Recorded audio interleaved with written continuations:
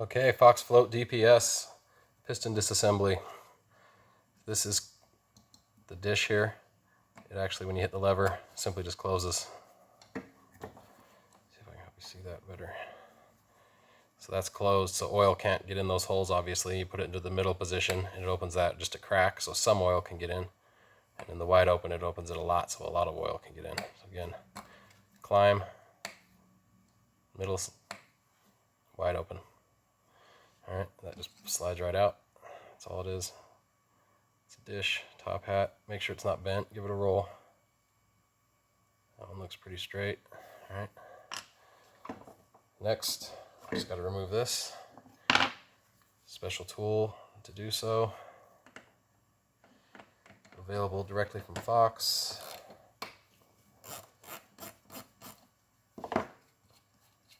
Carefully take this top one off. There are shims inside, as you can see there. So I just hook the shims like this and put them back in the same order they came up.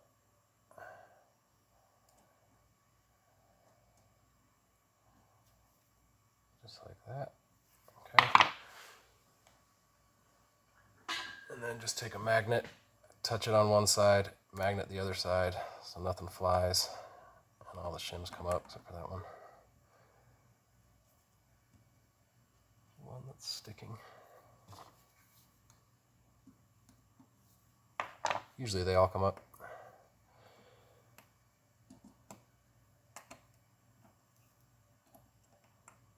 Not today.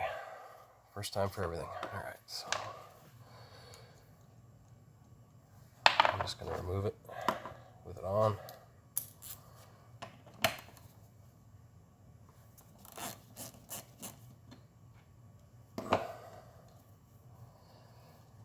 Okay, take this with you. All right. A few things to do with it from here. A lot of people like to put it on an Allen wrench so it's safe, like that.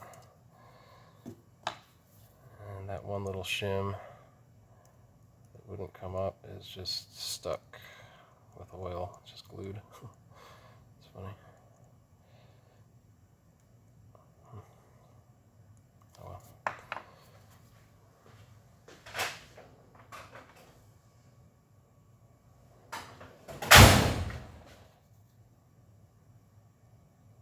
There we go. Okay, so that's up and off. And I'll stick that on our magnet. Just like that, in order. All right. So no need for the Allen wrench. Just stick it just like that. Perfect. Okay, then the bearing can just pop right off. Bottom out bumper. Don't scratch your shaft at all. Pop right off. This plate here sometimes can be hard to get past these volume spacers, so pull that volume spacer out and it'll come with it. Just like that. All right. And we're stripped down to the shaft.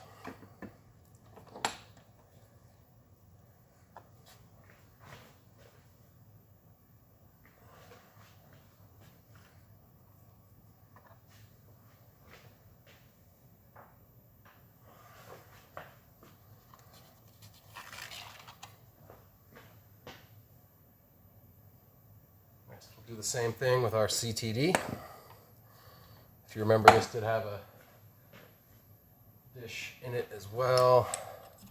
We removed it when we drained the oil and found that there was no oil, but it does the exact same thing. Climb, trail, descend.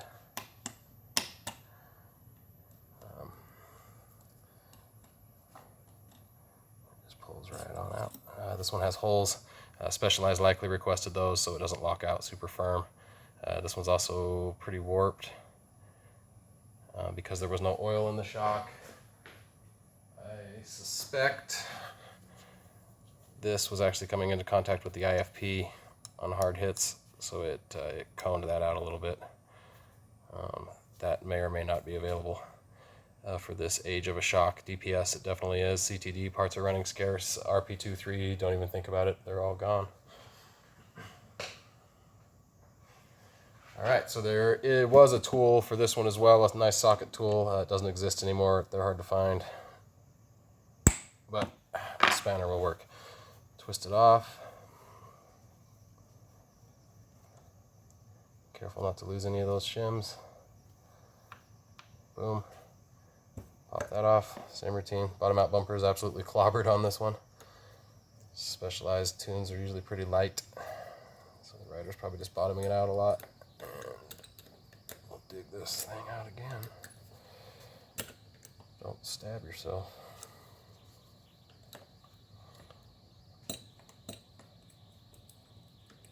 Alright, there we have it. And we're stripped down to the eyelet, down to the shaft.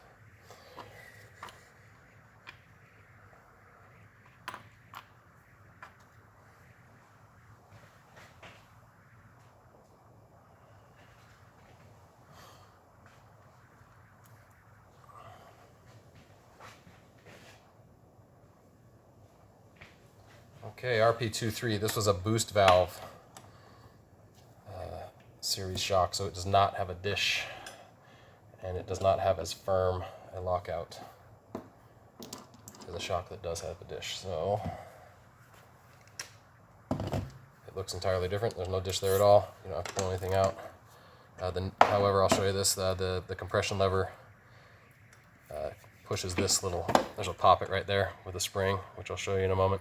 So every time you push that lever, it makes it stick in that hole a little more firm, just allowing less oil to slip through. So we'll crack that open. You do need to be careful with these. As I will show you, there are small parts. Up it comes. Make sure you pull it straight up and off, so that you don't lose that little guy. And there are tiny washers underneath that little guy, so there are lots of little things to lose here. See if I can get it to focus. There we go. Those itty bitty washers under that spring are not easy to replace, so don't lose them. Put it right there. Okay. Pull the bearing off. Again, bottom out bumper was utterly clobbered on this one, and our little plate needs to come off, and boom, we're stripped to the shaft again.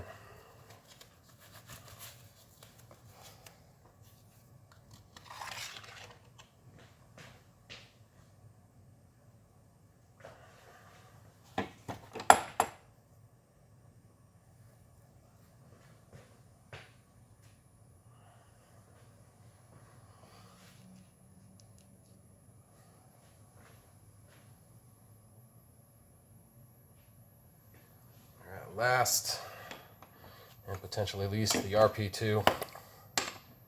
Same thing, this is a boost valve model. It's a little bit more modern actually.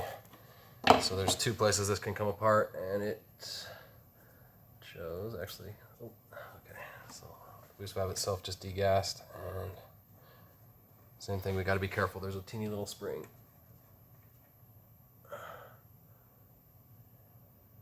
Alright.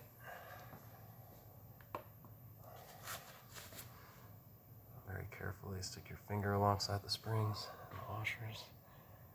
Same thing, just tiny. Tiny little washers, don't lose them. Set it down.